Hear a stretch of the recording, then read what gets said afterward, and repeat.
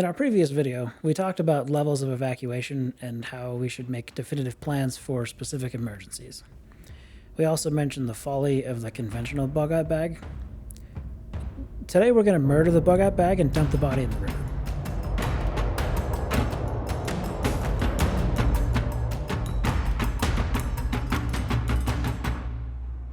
Despite the romanticism of wandering through the wasteland, the standard prepper bug-out fantasy is a farce designed by people trying to sell you gear. The idea of throwing on a plate carrier, grabbing your rifle, shouldering your bug-out bag, and heading off into the forests or up into the mountains to live off the land definitely has this sort of manly appeal, so we totally get why people are fascinated by the idea. However, it's a great way to starve to death, thirst to death, or get dysentery to death. In other words, not ideal. Let's examine a scenario in which you need to bug out. We'll assume a bunch of things which aren't guaranteed but are imbalanced in favor of bugging out. You won't immediately die from a nuclear blast. You won't die in the next few days from radiation or chemical/biological weapons.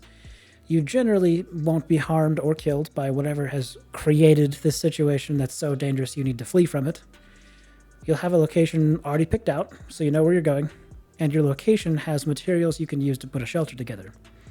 You also have a really good bug-out bag put together with food, water, electrolytes, clothing, guns, ammunition, body armor, seeds, gardening tools, entertainment, companionship, contraception, baby formula.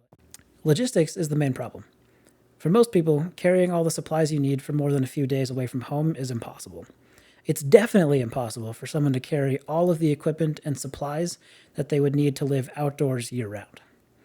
You might be a Marine or a soldier that can ruck 20 miles a day with a pack that's half your body weight, but you probably aren't, and even if you are, the best stocked bag can only hold so much. After a few days or weeks at most, your supplies will dwindle and the need to find food and water will become urgent. Finding food, purifying water, and building an adequate shelter are not easy things to do, and you'll have to do all of them.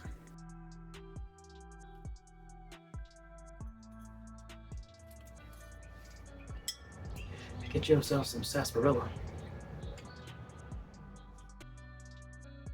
Hunting initially sounds like an obvious solution to the food supply problem, except that most people have never gone hunting before. Even fewer people have actually found the thing they were hunting.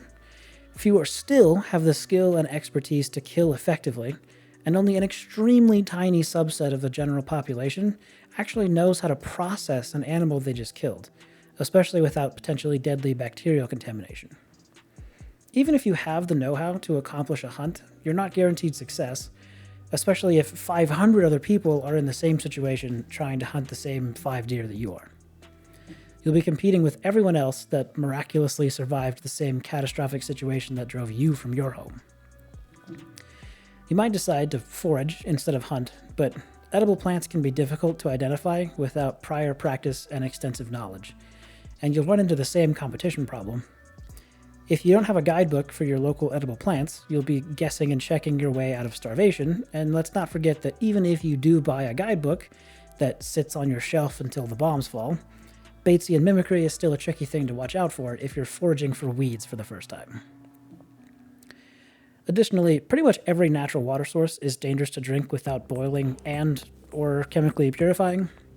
Even if the causal event for this whole situation doesn't irreparably ruin every body of water you can reach, everything downstream of residential, industrial, agricultural, or construction sites will likely already be contaminated. Even if you find a nice spot in the vague upstream and safely away from these artificial dangers, the world of natural bacteria is always trying to kill you. Endosymbiosis has only worked a couple of times in the last few billion years, so it probably won't work for you. All this means that you'll either need to spend a lot of time and energy cleaning your water, or you'll die of dehydration after contracting giardiasis. Living in the wilderness also requires a level of expertise and physical endurance that most people, myself included, just don't have. I'm not a full-time outdoorsman fluent in bushcraft and wilderness survivalism. You're probably like me. You've probably never been camping longer than a week. Basically, nobody can live outside all year round anyway. Learning to build a temporary summer shelter doesn't take too much practice, but building a permanent shelter for all seasons and weather takes quite a bit more effort, learning, and practice ahead of time. Bugging out might also make you a target. In a severe crisis where everyone thinks the right thing to do is bug out, others might see a lone individual or small group with packs of supplies as an easy mark for theft. When you bug out from your home, you instantly lose anonymity and nearly all of your physical security. You'll be safer in a familiar environment where you can establish defenses and work cooperatively with others to ensure mutual survival. As a quick aside, this calculus can change a little bit if you have a solid bug out location that is easily accessible for you, thoroughly stocked with supplies, is easily securable and defensible, and has the other necessities of life well taken care of already. That being said, you probably don't. And if you're thinking that you'll just pack a suitcase and drive 6 hours to your grandpa's old falling apart cabin, we only wish you good luck. If you don't have a well-stocked secret cabin or bunker, and you haven't already spent a lot of time camping, backpacking, hunting, fishing, identifying plants, and building survival shelters with nothing but a knife, some fishing line, and a rock, bugging out from your apartment or suburban home isn't going to be fun, you're just going to die. A common prepper-based argument is that desperate, unprepared people will show up to your house, kill your family, and steal your stuff. The conventional prepper solution to that problem is to leave, often on foot, with only the stuff you can carry. Then you're supposed to march off to nowhere, have everything you left behind get stolen, and then die in the wilderness anyway because somebody a few miles upstream took a dump in your water source. A better solution is to build preparedness in your community so that your neighbors will eat their own supplies instead of eating you. Get to know your neighbors. Encourage them to prepare now so that you can rely on each other in emergencies. Build up your community organizations and churches, and volunteer to spearhead or assist communal preparedness efforts. Lastly, some people argue, I could carry way more stuff in my truck, car, side-by-side, ATV than I can on a backpack, and so I'll just use that and bug out anyway. Sure, except that if you still don't have the knowledge, skills, and practice to survive without those things, you're just prolonging the inevitable. Eventually, you'll break your leg while you're hiking, or get contaminated water in open wounds or in your stomach, and you'll sweat out all of your electrolytes on a super tactical operator mission away from your base, and then lose your ability to absorb water. More than likely, you're kind of like us. We're not wilderness survivalists, we're not bushcraft masters, we're just regular people with regular lives trying to better ourselves and prepare for an uncertain future. For us, and almost certainly you, staying at home provides numerous advantages and a much lower potential for a very uncomfortable death. Your home offers protection from the elements, a stable supply of food and water, and the comfort of familiarity. You'll have access to community resources and support networks, which are going to be invaluable in times of crisis.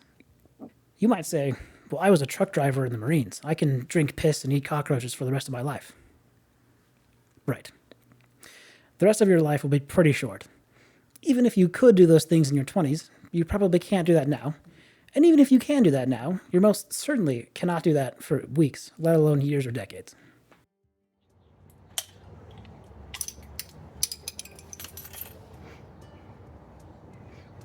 Now let's pause it. Instead of isolating yourself in a dangerous environment, you can fortify your home and neighborhood, stockpile supplies, and develop a comprehensive emergency plan that includes your neighbors and local organizations. The extremely unlikely societal collapse scenario is just that, extremely unlikely. So many disaster situations in the past have proven society and the rule of law will outlive emergencies. The best thing to do is to try to keep things in your life as close to normal as possible. That's what everybody else is trying to do too. While the bug out fantasy seems exciting and adventurous, it's really a risky and impractical strategy. The reality of wilderness survival is harsh and unforgiving. The romanticized notion of bugging out into the wilderness massively overlooks the daunting challenges of survival skills and logistics, making staying at home a far more secure and practical strategy for preparedness in uncertain times. Most people lack the extensive training and experience needed to forage for food, find and purify water, and build adequate shelter in the wild, making the likelihood of severe hardship and death significantly higher. There's a reason why we stopped living in scattered survival shelters and started living in communities thousands of years ago. So, instead of clinging to this hazardous fantasy, focus on home-based strategies and ensure your family's safety by staying where you are strongest and most resourceful. Your home is where you'll be safest from exposure and danger, where most of your supplies are, and where your neighbors, church, and family will be able to work with you. This approach allows for the efficient use of resources and the opportunity to work cooperatively with neighbors, enhancing the overall resilience of your community. You'll be safer in the apocalypse and in pretty much every other scenario as a strong community than you will be as a lone wolf or a single-family camp. Subscribe for future videos on how to prepare so that you can stay in your home in an emergency. Check out our video on evacuation for when you really have no choice but to leave, and see that you still don't need a bug-out bag.